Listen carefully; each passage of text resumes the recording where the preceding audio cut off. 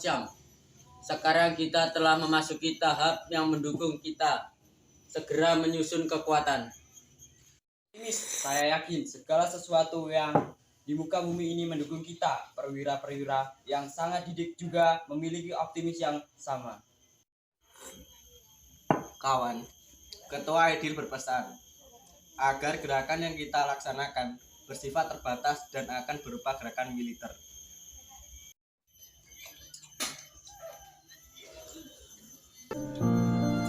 Pada tanggal 21, 23, 26, dan 27 September, PKI melakukan pertemuan.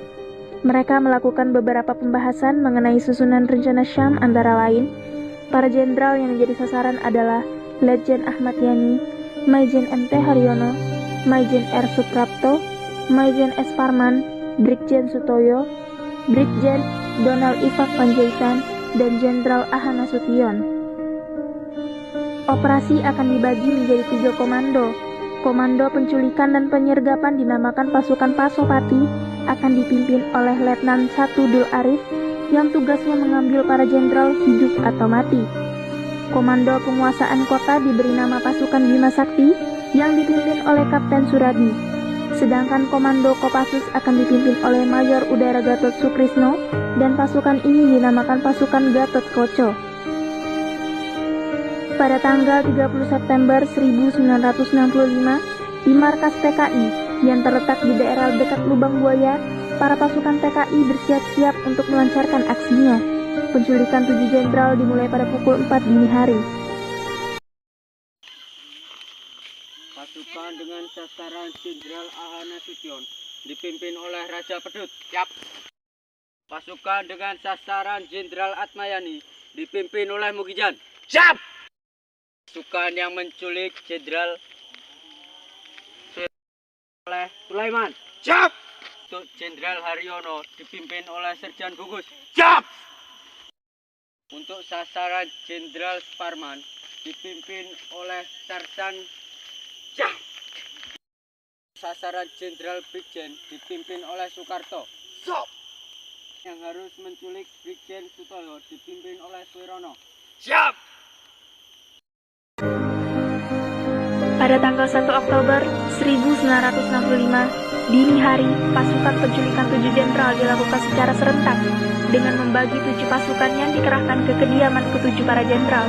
Mereka harus membawa para jenderal ke markas PKI di Lubang Buaya dalam keadaan hidup atau mati. Permisi. Iya. Apanya ada? Oh, ada.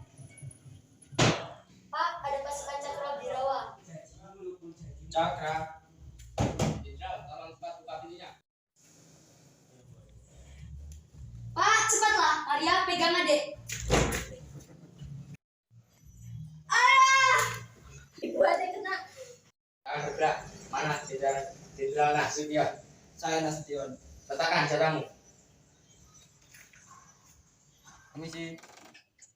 Ya, Bapak mana, Mbak? Bapak sedang tidur, Tuan. Ibu mana, Mbak? Ibu sedang ada di rumah Taman Surapati. Bapak mana, Dek?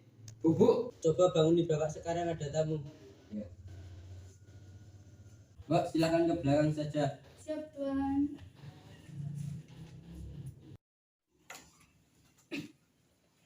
Ada apa? Bapak diminta untuk menghadap presiden sekarang juga. Sekarang, kalau begitu saya mandi dulu. Sebaiknya tidak usah mandi. Hanya sekedar berpakaian atau cuci muka. Sebaiknya tidak usah berpakaian, Jenderal. Lancang dong. Yadi, cepat bereskan.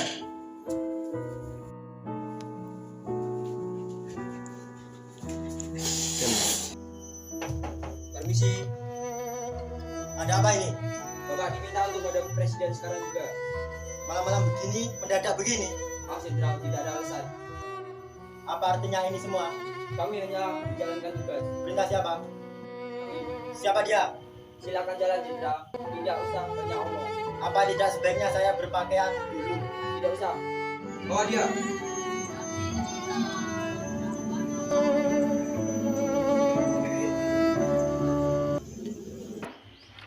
Permisi, Jenderal. Ada apa? Keadaan negara genting, Pak. Presiden meminta agar Bapak menghadap sekarang juga. Baik.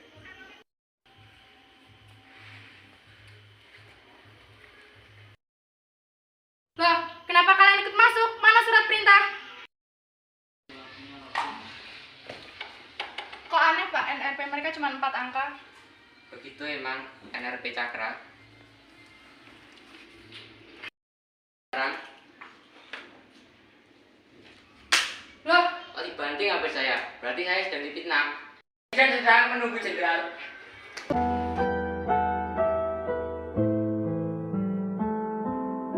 Isi Jenderal. Pak Presiden meminta agar menghadap Bapak sekarang juga. Baik Presiden, Begitu perintah yang kami terima, Pak. malam begini, jam berapa ini? Hampir pagi, Pak. Sampai pagi. Jadi salah dengar kamu. Tidak, Pak. Sudah digawat, Jenderal. Pak Presiden menunggu di istana.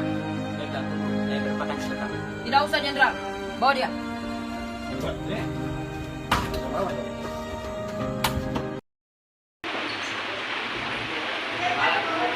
Malam, ada apa? Bapak diminta untuk menghadap Presiden sekarang. Pak, Pak, ada pasukan cakra di dalam. Baiklah.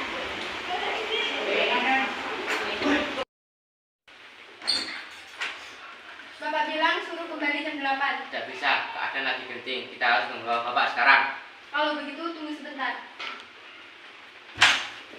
Jangan! Jenderal, ini peringatan terakhir.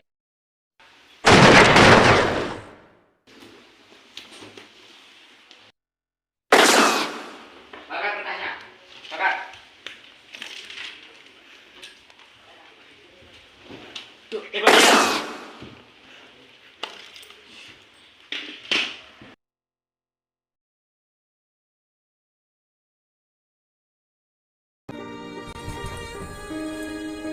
Manandorong. Katakan cepat, Manandorong. Keluar Jenderal, keluar. Segera turun Jenderal, atau tangan rumah ini segera. Angkat tangan Jenderal, bawa dia.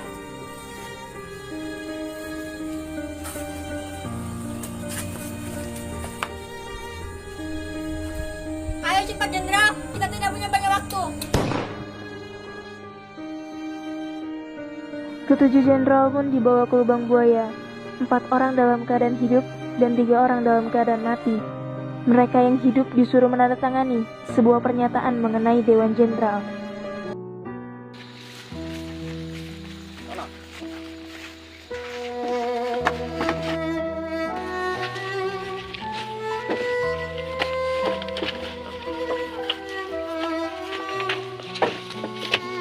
Siap, gerak.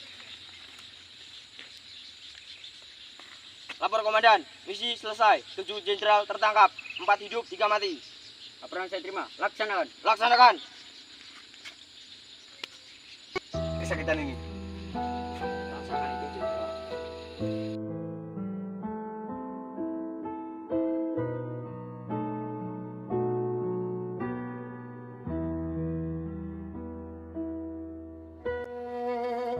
Ada surat tentang pernyataan Dewan Jenderal. Ayo akui Dewan Jenderal itu ada. Darah ini merah seperti amarah. Gimana Nasution? Penderitaan itu pedih, Jenderal, pedih. Sekarang rasakan silatan ini. Belum mau bicara?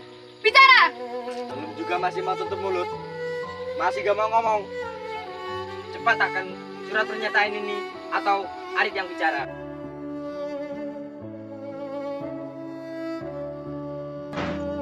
Setelah disiksa hingga mati, para jenderal pun diseret dan dimasukkan ke dalam satu lubang dengan kedalaman 12 meter dan panjang diameter 75 cm. Kemudian dari atas mereka ditembaki. PKI menutup lubang, di atasnya ditaruh pohon pisang untuk penyamaran. Pasca pembunuhan beberapa perwira TNI Angkatan Darat, PKI mampu menguasai 2 sarana komunikasi vital, yaitu studio RRI di Jalan Merdeka Barat dan kantor telekomunikasi yang terletak di Jalan Merdeka Selatan. Melalui RRI, PKI menyiarkan pengumuman tentang gerakan 30 September yang ditujukan kepada perwira tinggi anggota Dewan Jenderal yang akan mengadakan kudeta terhadap pemerintah. Diumumkan pula terbentuknya Dewan Revolusi yang diketuai oleh Letkol Untung Sutopo. Pada tanggal 1 Oktober 1965, Soekarno dan Sekretaris Jenderal PKI Aidit menanggapi pembentukan Dewan Revolusioner oleh para pemberontak dengan berpindah ke Pangkatan Angkatan Udara Halim di Jakarta untuk mencari perlindungan. Beberapa bulan setelah peristiwa ini, seluruh anggota dan pendukung PKI, orang-orang yang diduga anggota dan simpatisan PKI, seluruh partai kelas buruh yang diketahui dan ratusan ribu pekerja, serta petani Indonesia yang lain dibunuh atau dimasukkan ke kem-kem tahanan untuk disiksa dan diinterogasi. Pada akhir 1965, antara 500.000 sampai dengan 1 juta anggota pendukung-pendukung PKI menjadi korban pembunuhan, serta ratusan ribu lainnya dipenjarakan di kem-kem interogasi tanpa adanya perlawanan sama sekali. Sesudah kejadian tersebut, 30 September diperingati sebagai hari peringatan Gerakan 30 September G30 SPKI. Hari berikutnya, 1 Oktober, ditetapkan sebagai Hari Kesaktian Pancasila.